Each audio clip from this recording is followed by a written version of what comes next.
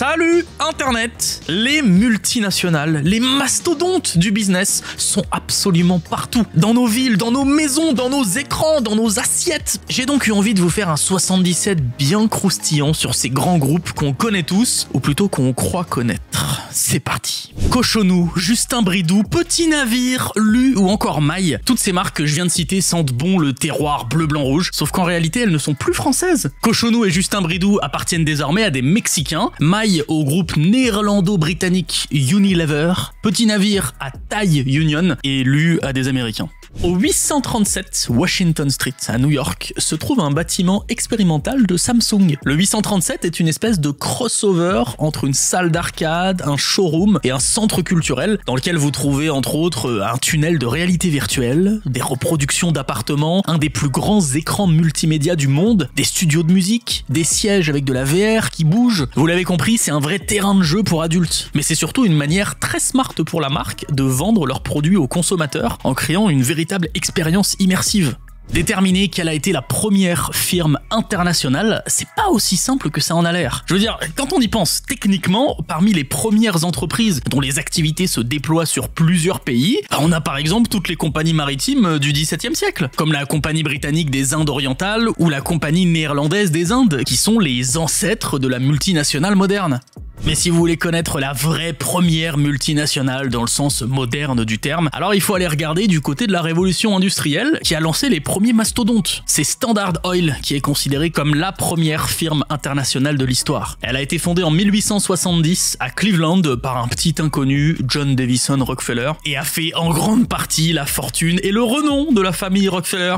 En 2023, le groupe Meta et Amazon ont dépensé plus de 19 millions de dollars en lobbying chacun aux États-Unis. Ça paraît déjà énorme et pourtant d'après ce tableau, ce sont des petits joueurs. Le célèbre slogan de Nike Just Do It a été inspiré par les derniers mots d'un condamné à mort. Gary Gilmore, un meurtrier américain, avait marqué les esprits en adressant Let's do it. En gros, finissons-en à ses bourreaux lors de son exécution en 1977. 11 ans plus tard, l'agent publicitaire Dan Whedon trouve que le Do It est très efficace et propose ce slogan choc à Nike. Quelques petites modifications plus tard, Just Do It était né. Avant de devenir le géant du streaming qu'on connaît, Netflix était un service de location postale. Dans ces petites enveloppes rouges qu'on recevait à domicile, se trouvait la VHS ou le DVD qu'on avait loué. Et contrairement à ce qu'on pourrait penser, ce service de location a perduré bien après le lancement du service en ligne en 99, puisqu'il n'a été arrêté que l'an dernier, en 2023. Vous l'avez peut-être déjà remarqué, dans chaque visuel d'Apple, les iPhones, les iPads ou les Mac affichent 9h41. Cet horaire n'a pas été choisi au pif, il s'agit de l'heure précise où Steve Jobs a lancé l'iPad lors de la keynote, la conférence Apple du 27 janvier 2010. En gros, les équipes voulaient que l'heure qui s'affiche à l'écran corresponde à celle que les spectateurs avaient sur leur montre. Ils se sont dit 9h40, avec les aléas du direct on rajoute une petite minute, ça donne 9h41. Avant 2010, c'était 9h42 qui était affiché, heure du lancement du tout premier iPhone. Blablacar est une licorne. En gros, c'est une entreprise en développement et innovante dont la valorisation, c'est-à-dire l'estimation de sa valeur totale, dépasse 1 milliard de dollars. Blablacar est donc une start-up qui a été considérée si prometteuse que sa valorisation s'est envolée. Aujourd'hui, la firme de covoiturage est une multinationale présente dans plusieurs pays. Bref, une belle success story à la française. Pour la plupart d'entre nous, Starbucks c'est ça, une chaîne de restauration, des lattés, des baristas en verre qui se trompent exprès de prénom. Pour quelques autres, Starbucks a rimé un très court moment avec Paul McCartney. En 2007, le géant du café s'est lancé dans la musique en cofondant le label Ear Music où figurait ce bon Paul. L'aventure n'a pas duré très longtemps, en 2008, Ear Music était déjà fini. L'ours d'or est à l'origine du succès d'Haribo. Il a été créé en 1920 par Hans Riegel à Bonn et a lancé la confiserie familiale. De nos jours, on les retrouve aux quatre coins du monde avec différents goûts et textures. Par exemple, aux États-Unis, ils sont plus mous et plus flashy. Voici un cliché de Francesco Baracca, un pilote de chasse de la Première Guerre mondiale. Mais ce qui nous intéresse sur la photo, c'est plutôt ça, le cheval qui cabre. S'il vous rappelle le logo de Ferrari, c'est normal, c'est lui qui l'a inspiré. En 1923, alors qu'il courait le Grand Prix du circuit de Savio, Enzo Ferrari rencontre le comte Baracca et sa femme Paolina, qui sont les parents de Francesco. Ils lui transmettent alors la photo de leur fils et conseillent aux coureurs d'apposer l'emblème de leur fils sur ses voitures pour lui porter chance. C'est ce qu'il fait en 1947 sur sa première voiture et depuis, le succès de la marque n'a jamais été démenti.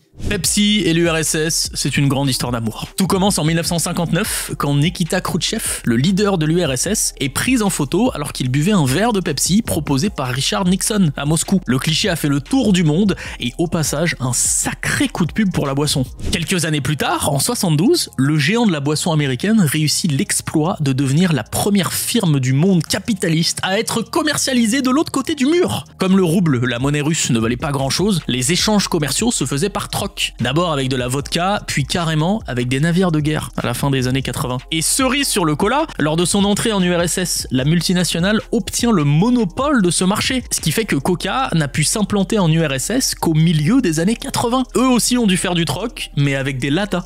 L'entreprise Hershey ne vous dit peut-être rien, et pourtant il s'agit d'une des plus grosses entreprises de confiserie américaine. En 2010, le groupe décide de modifier son logo pour le moderniser, et il est tout de suite devenu viral, mais pas pour les bonnes raisons. Je vous laisse juger du petit chocolat fumant à droite.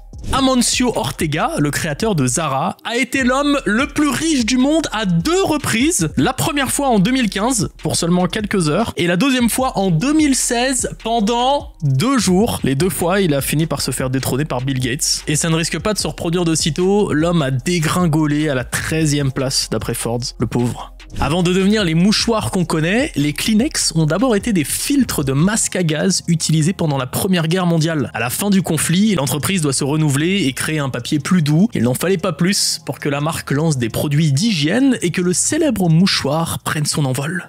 Je crois qu'on se rend pas compte à quel point il existe des multinationales géantes dans le monde dont on n'a juste jamais entendu parler. Tenez, prenez par exemple JD.com. Moi, ça me parlait pas du tout avant cette vidéo. C'est en gros une espèce d'Amazon chinois qui a des entrepôts partout, teste des livraisons par drone ou par camion sans chauffeur, qui a des centaines de milliers de salariés, qui se fait des années à plus de 40% de progression de chiffre d'affaires, c'est pas mal, et qui pourtant nous est quasiment inconnu chez nous. Ça me fascine.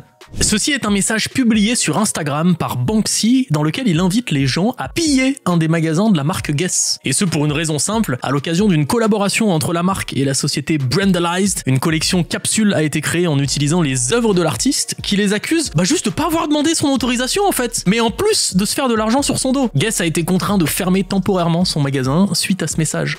Dans les années 50, la marque 7-Up a créé une campagne publicitaire dans laquelle elle expliquait que sa boisson était adorée des bébés. La publicité recommandait même de mélanger la boisson au lait afin que les nourrissons boivent plus facilement leur biberon. Ceci n'est pas une gravure du 19e siècle, il s'agit du tout premier logo d'Apple. Il représente Isaac Newton sous un pommier, et l'homme qui l'a dessiné, c'est lui, l'un des 3 cofondateurs de la marque. Il a revendu ses parts dans les années 70 pour 800 $, et j'imagine qu'il doit s'en vouloir un petit peu quand on sait qu'aujourd'hui elle vaudrait 67 milliards de dollars. Les tout premiers jouets vendus par la marque Lego n'étaient pas en plastique mais en bois. À l'origine, l'entreprise était un atelier de menuiserie. Elle a été créée en 1932 par le danois Ole Kirk Christiansen, et le mot Lego vient de l'expression Legg godt, qui signifie joue bien. En 2022, l'entreprise Amazon a lancé Amazon Prime Air, un service de livraison par drone. Ce système est pour l'instant disponible dans 2 villes au Texas, mais ça devrait arriver en Europe, au Royaume-Uni et en Italie notamment, d'ici la fin de l'année. Le constructeur Lamborghini a offert une voiture au pape François. Une Lamborghini blanche et or, comme les couleurs du Vatican, a été spécialement conçue pour lui. Dans cette vidéo, on le voit poser sa signature en très petit sur la voiture, et en plus il l'a béni. Ensuite, c'est la maison Sotheby's qui l'a récupérée pour des enchères qui ont permis de récolter de l'argent à destination d'œuvres caritatives. Walmart est l'entreprise qui possède le plus d'employés au monde, plus de 2 millions de personnes. Les confiseries Wonka ont vraiment existé. La compagnie Quaker Oats a participé au financement du film Charlie et la chocolaterie, sorti en 71, et en échange, elle a pu exploiter le nom Wonka. Après plusieurs rachats de la marque, elle a finalement été acquise par Nestlé. La multinationale l'a d'abord rebaptisée Willy Wonka Candy Company, puis Nestlé Candy Shop. Après un autre rachat par Ferrero, les Magic Hat Gummies de Wonka sont sortis pour promouvoir le film de 2023. On s'en souvient, en 2021, la multinationale Facebook a changé son nom en Meta. Ça avait fait beaucoup de bruit à l'époque, pour pas grand chose finalement. Selon Zuckerberg lui-même, il s'agissait surtout de marquer la nouvelle priorité de la multinationale, le métavers. Un monde virtuel, en réalité augmentée, dispo sur internet. Bon, on attend toujours, hein. Je m'apprête à vous sortir une petite dinguerie. Vous voyez Levi's, la marque de jeans? Eh bien, en 2007 et en 2008, la marque a sorti 2 téléphones portables afin d'allier mode et technologie.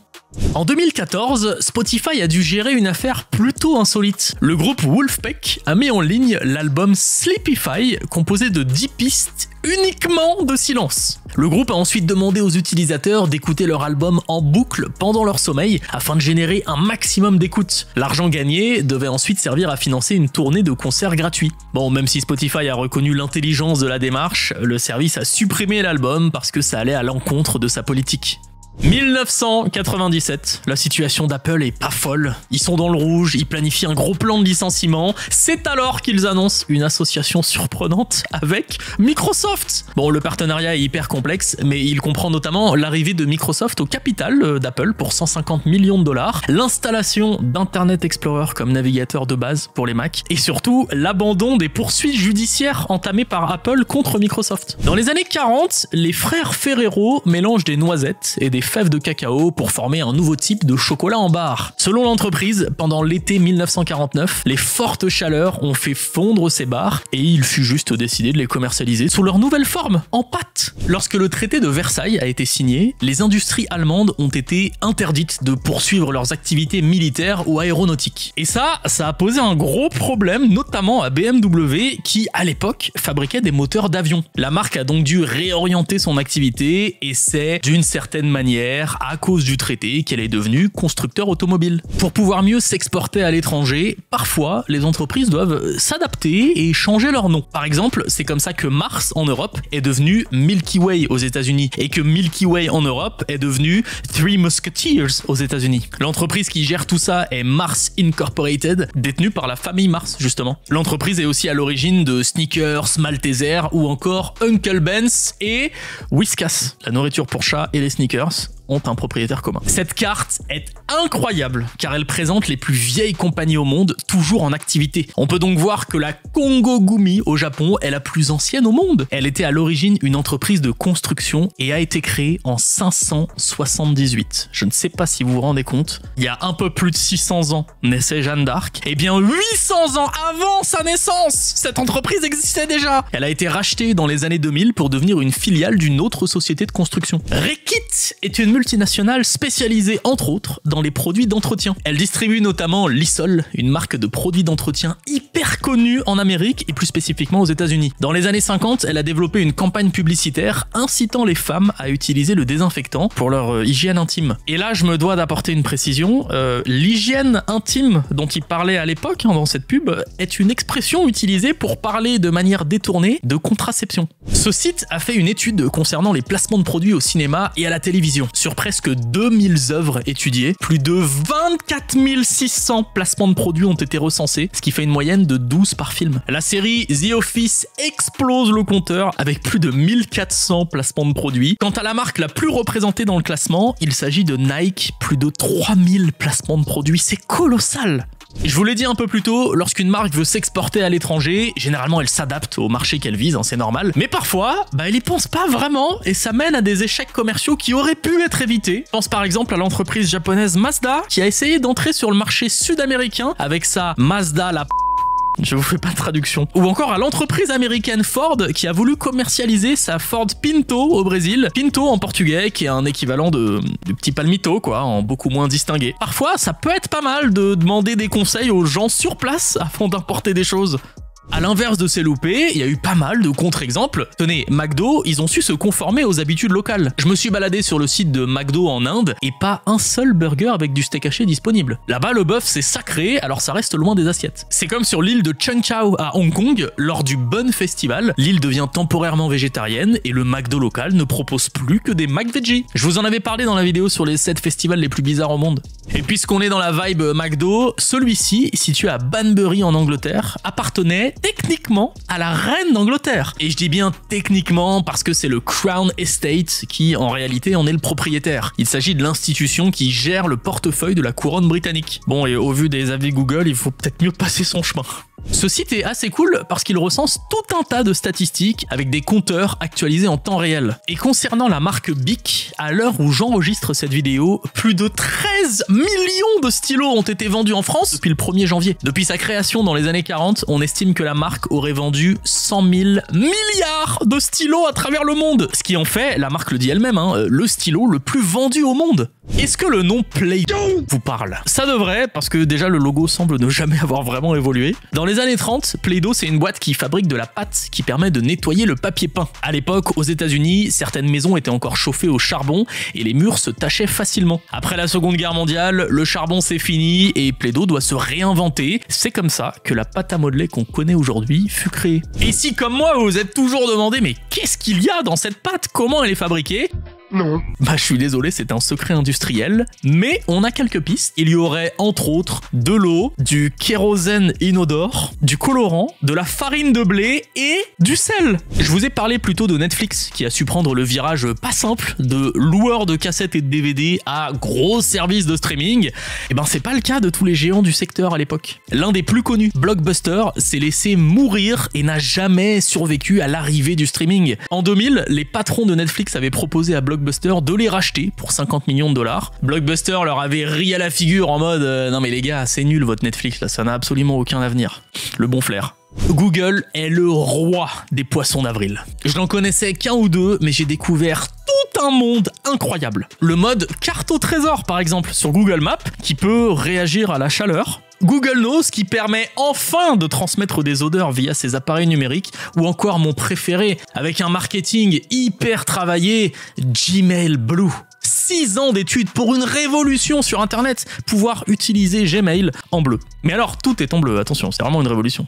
Si je vous demande de me citer une boîte qui a, fut un temps, été leader incontesté de son marché, mais qui a chuté à une vitesse folle avant de presque déposer le bilan, vous pensez à qui ? Perso, je pense à Kodak. C'est le précurseur de la démocratisation de l'appareil photo. Ce sont des dizaines et des dizaines de milliers de salariés dans le monde, des usines de partout, une tour gigantesque dans la ville de Rochester depuis plus de 100 ans. Dites-vous qu'à l'époque, le nom Kodak, c'était comme Scotch ou frigo, ça voulait juste dire appareil photo jetable. Ils avaient même une espèce de mini-réacteur nucléaire dans leur bureau de Rochester pour faire leurs tests. Et tout ça, bah ça n'existe quasiment plus, juste parce qu'ils n'ont pas réussi à prendre le pas de la photo numérique. C'est hyper triste en vrai. Le Samsung Innovation Museum est un endroit assez insolite que l'on trouve en Corée du Sud. Le musée retrace entre autres l'histoire de la marque à travers l'exposition d'objets emblématiques ou jamais commercialisés. Le musée se trouve sur le campus Digital City, le centre de recherche et de développement de Samsung. 130 bâtiments répartis sur plus de 170 hectares et pas moins de 37 000 employés. C'est absolument énorme. C'est une sorte de mini-ville où on teste des nouvelles idées, on développe des nouveaux projets. Voilà, c'est un gros laboratoire d'innovation.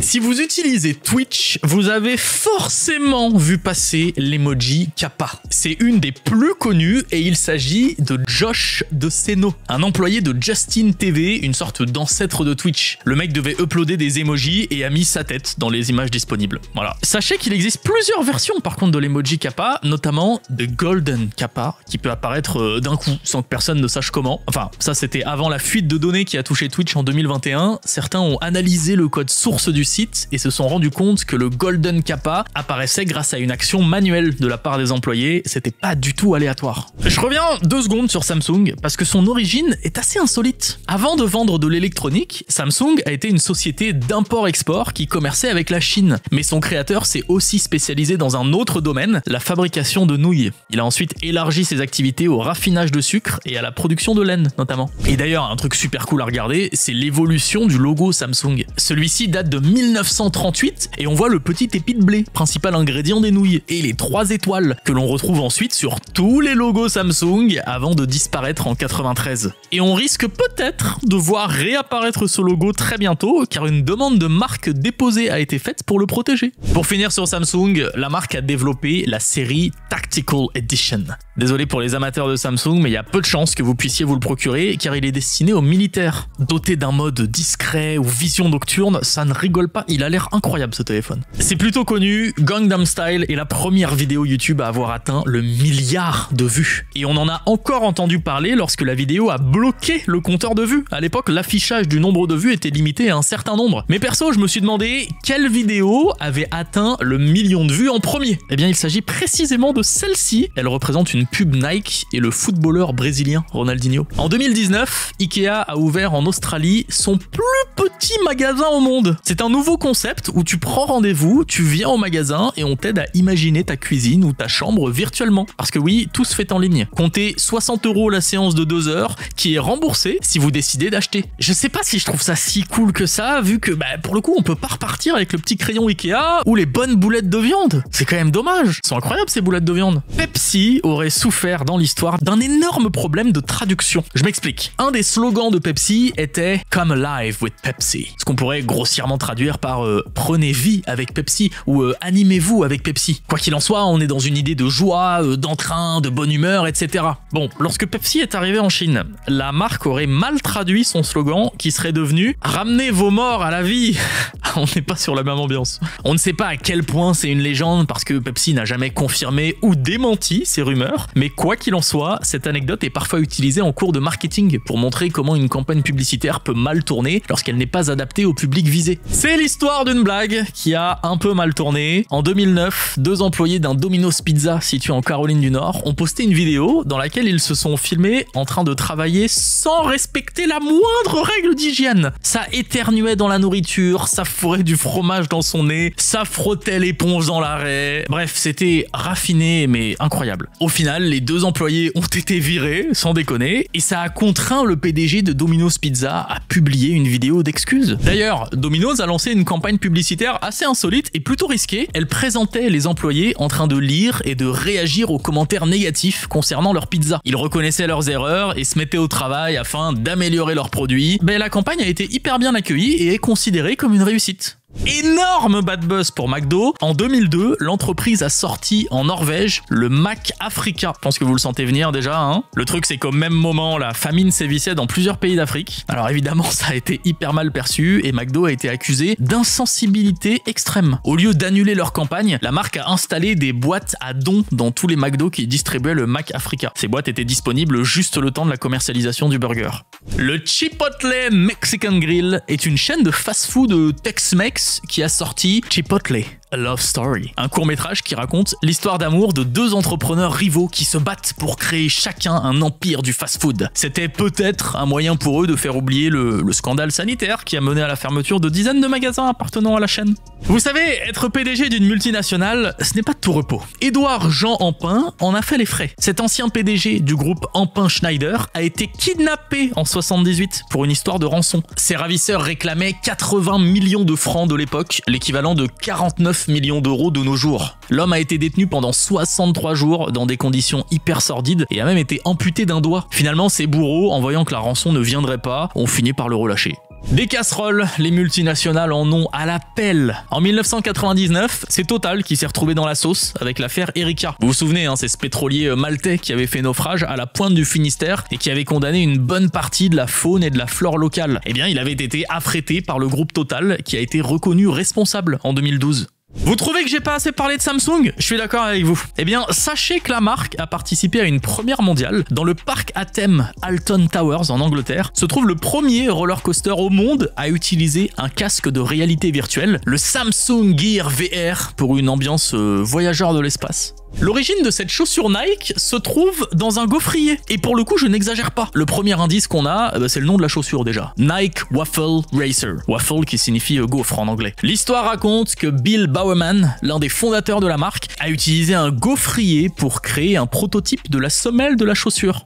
Lindsay Lohan a attaqué Rockstar Games, l'éditeur de GTA, pour droit à l'image. Elle trouvait que certains personnages, dont cette blonde sur la jaquette, lui ressemblaient un petit peu trop. En vérité, ça allait un petit peu plus loin que ça. Certains passages du jeu pouvaient rappeler certains épisodes de la vie de la starlette. L'actrice a finalement perdu son procès. D'ailleurs, de nombreux joueurs trouvaient que le personnage blond ressemblait plutôt à Kate Upton.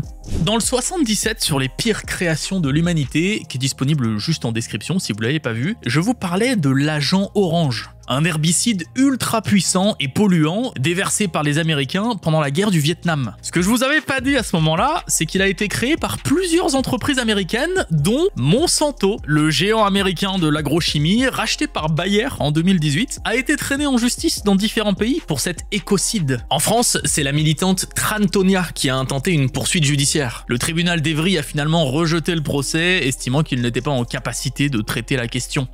Dans la catégorie collaboration dont on se serait quand même bien passé, KFC et Crocs qui nous présentent une paire de chaussures vraiment pas très jolies quoi. Faut être honnête à un moment. Après ok, il paraît que vous pouvez les customiser avec des petits pilons de poulet en plastoc et heureusement sur le site ils précisent que c'est pas destiné à la consommation humaine.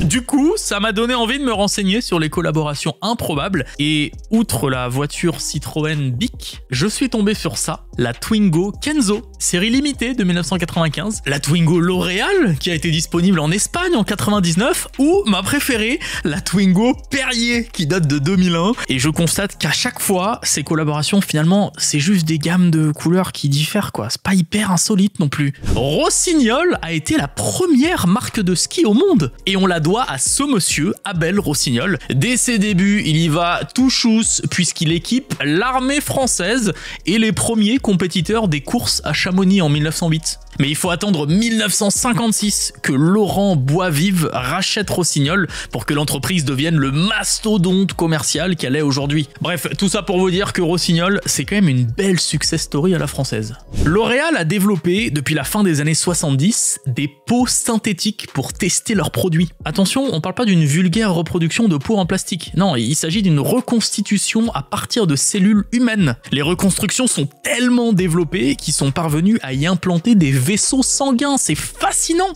Chupa Chups est un géant. Plus de 100 parfums différents, des vrais parfums aussi, disponibles partout dans le monde et même au-delà. Puisqu'en 1995, la marque a été amenée dans l'espace sur la demande des astronautes de la station Mir. Regardez-les voler en apesanteur avec des petites sucettes. Et d'ailleurs, en l'an 2000, une équipe de scientifiques a découvert une nouvelle espèce d'éponge dans la mer de Weddell en Antarctique, qu'ils ont baptisée Stylocordila Chupa Chups. Voilà, c'était la petite anecdote insolite. Enfin, dernière petite info, une des versions du logo de la marque a été designée par Salvador Dali lui-même. Apparemment, perdre les prototypes d'iPhone est un événement assez récurrent chez Apple. En 2010, un employé avait égaré le prototype de l'iPhone 4 dans un bar avant qu'il soit acheté par le site spécialisé Gizmodo pour 5000 $. L'affaire a fini devant le tribunal, puis classée. Mais l'année d'après, l'histoire se répète. Un autre employé perd à nouveau un prototype du téléphone. Apple a pu géolocaliser l'appareil, ce qui a mené les recherches jusqu'à un appartement, mais rien, le prototype est resté introuvable. En France, le Ricard, c'est une institution. La marque est partout, dans les cafés, chez soi ou encore dans des événements sportifs. C'est dans les années 50 que Ricard enclenche la stratégie de communication qui a fait son succès. Vous allez très vite comprendre de quoi je parle. Tout commence avec la loi de 1951 qui limite drastiquement la publicité pour les boissons alcoolisées à l'anis. Plutôt que de décourager Paul Ricard et ses équipes, l'interdiction développe leur créativité et ils inventent de nombreux stratagèmes pour les contourner. C'est comme ça que les cendriers, les carafes, les verres et tous les objets du quotidien floqués Ricard sont arrivés dans la vie des Français. Et vous remarquerez que la boisson en elle-même n'y est jamais mentionnée. C'est du génie, ces objets on les trouve partout, dans toutes les brocantes, dans tous les vides-greniers. Et attendez, je continue sur Ricard quelques secondes, parce que quand on boit son petit jaune, on s'en doute pas forcément, mais l'entreprise Pernod Ricard est actuellement la numéro 2 mondiale des vins et des spiritueux. Vous ne vous en rendez peut-être pas compte, mais Decathlon pèse dans le monde, et pèse beaucoup. Selon cet article, l'entreprise compte plus de 1500 magasins répartis dans plus d'une cinquantaine de pays. Mais la marque a vraisemblablement un peu de mal à s'implanter aux États-Unis. En 2019, on apprend qu'elle ouvre sa première grande surface et en 2022 que ce même magasin a fermé. Voilà, ça a l'air compliqué, mais pour les amateurs de la marque, pas de panique, vous pouvez toujours vous rendre à Walmart qui vend du Decathlon. Je vous l'ai dit plusieurs fois déjà, le maître mot dans cette vidéo, c'est adaptation. Pizza Hut a préparé la plus grosse pizza du monde. 1310 mètres carrés, plus de 2200 litres de sauce tomate, quasiment 4000 kilos de fromage, 6200 kilos de pâtes, 2 jours de travail, 68 000 parts de pizza et probablement un petit coma alimentaire pour quiconque s'attaque à ce monstre. Ce que vous regardez ne sont pas de simples chaussures à talons, ce sont des chaussures Renault, la marque de voiture absolument. Elles ont été créées par un designer de luxe portugais et vous pouviez vous les procurer dans les concessions Renault portugaises. C'est tellement improbable. Mention spéciale pour le talon à clipper pour un confort de conduite optimal. Et voilà, notre tour d'horizon sur les plus grosses entreprises du monde s'arrête ici. N'hésitez pas à me dire en commentaire les infos qui vous ont le plus surpris, j'ai hâte de vous lire. Sur ce, à très bientôt, salut Internet.